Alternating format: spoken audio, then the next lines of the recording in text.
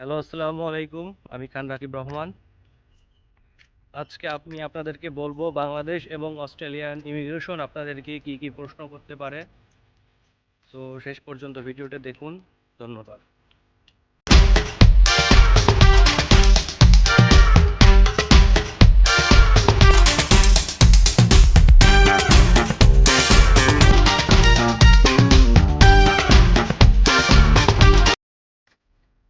তো প্রথমেই বলি বাংলাদেশ ইমিগ্রেশনে কি প্রশ্ন করে। প্রথমে আপনাকে পাসপোর্ট, ভিসা কপি আর ইউনিভার্সিটি অ্যাডমিশনের যে কাগজপত্র, offer letter, confirmation of enrolment, এই 4টা কাগজ আপনাকে দেখালেই জমা দিতে হবে। জমা দিতে বলতে দেখাতে হবে ইমিগ্রেশন পুলিশকে।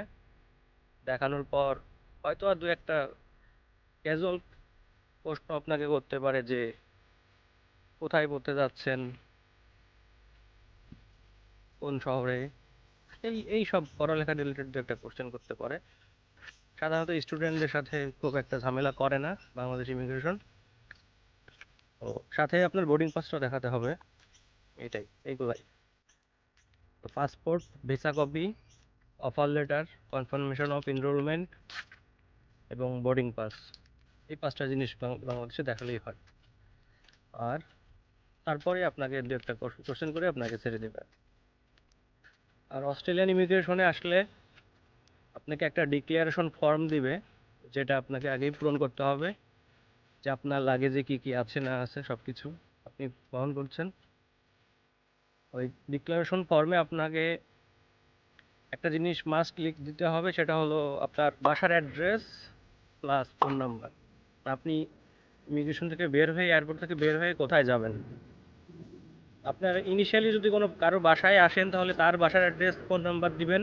আর তা না হলে আপনি কোনো যদি হোটেল বুক করেন তাহলে হোটেলের অ্যাড্রেস প্লাস ফোন নাম্বারটা দিয়ে দেবেন। আর তারপর আপনি দিবেন হলো ইমিগ্রেশনের এই ডিক্লারেশন ফর্মের সাথে জাস্ট পাসপোর্টটা, আর কিছুই না। ভিসা কপি আপনার দেখানো লাগবে না। অস্ট্রেলিয়ার ওরা কোনো সিলও দেয় না, জাস্ট আপনার পাসপোর্টটা স্ক্যান করেই সব ডিটেলস, ওরা সব ইনফরমেশন দেখতে পারে, দেখে আপনাকে ছেড়ে দিবে। আজকের ভিডিওটা খুবই সংক্ষিপ্ত।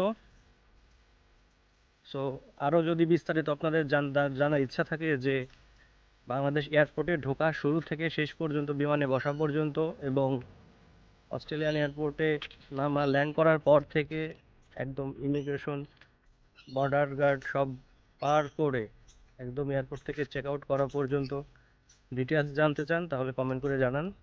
এরকম একটা ভিডিও আমি আপনাদেরকে করে জানাবো। ধন্যবাদ।